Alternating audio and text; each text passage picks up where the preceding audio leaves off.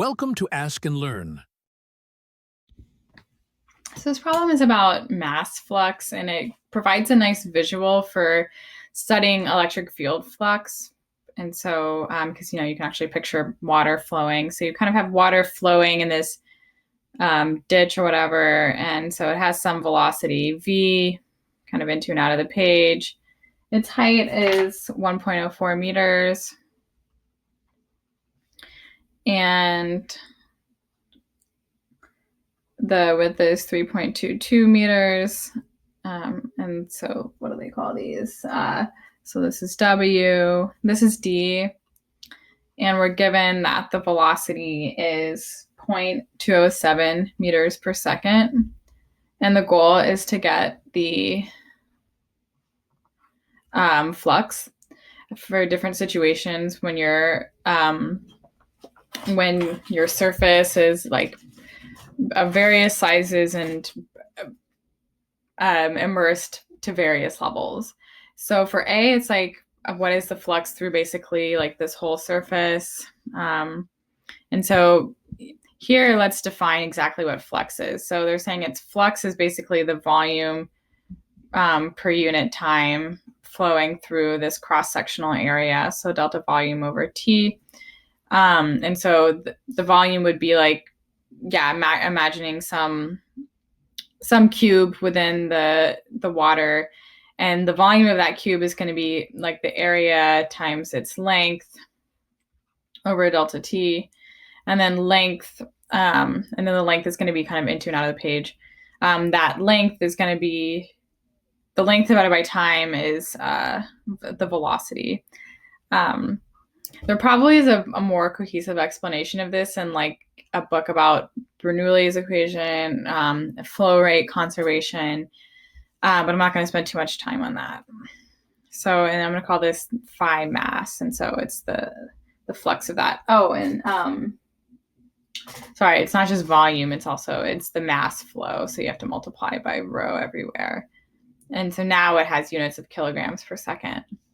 And so the area for A, the area is just width times depth of the surface, so that's just W d v rho equals phi.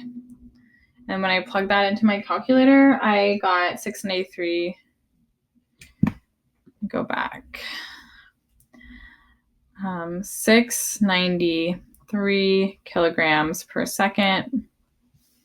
And then for B, it refers to a cross-sectional area that's 3 halves the width times depth, but only half of it's in the water. So the total surface area that captures the flux is half of that. So then your flux here is going to be 1/2, 3 halves, W.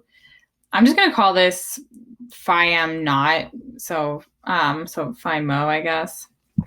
And so I'll just kind of put everything in terms of this, so I don't have to write as much. And so it's basically 3/4 of this. And for that, I got 520 kilograms per second. And for C, I think it's, what is it? A smaller surface entirely into the water perpendicular to the flow. So it's half the area, so flux is proportional to area, so flux is going to be 1/2. Oops, I forgot to write phi mo here. So it's going to be 1/2 phi mo. And for that, I got 347 kilograms per second. Oh, those are so close. 347 kilograms per second. For D, it refers to half the same surface area, but half in, or the same surface area as WD, but it's half in, half out. And so that's going to be the same answer, because the overall surface that is receiving the flux is the same. So I'll write that same as C. And for E, now you have your area not perpendicular to the flow. So there's its normal vector, and then this is 34 degrees.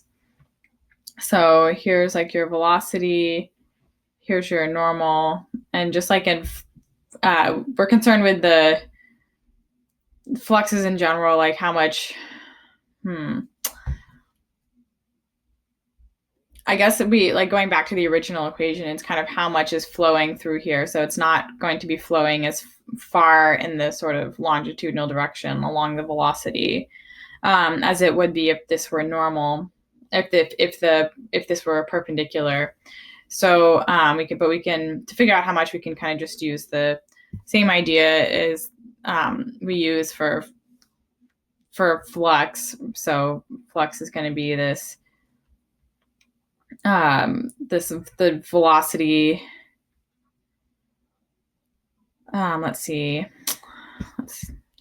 Trying to formalize this. Maybe I should just say what the answer is and then maybe talk about it, and then I don't know, maybe it would make sense. So anyway, it's going to be similar to how you would calculate the flux for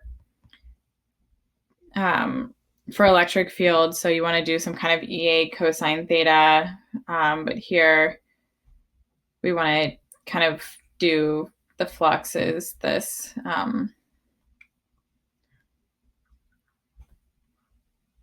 this original flux, but it's cut down by a factor of cosine of this angle. And then for that, I'm running out of room, sorry. So I'll bring this answer up here.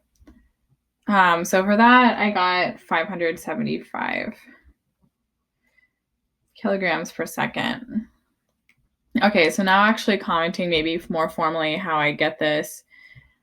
I guess it would be the same. I guess all you would really do is just modify in my original equation an A, you would take this L, and that would just be like an L cosine 35 to get how much is sort of passing through this this little section of area. Sorry, that was not the best explanation, but yeah, hopefully it still made sense.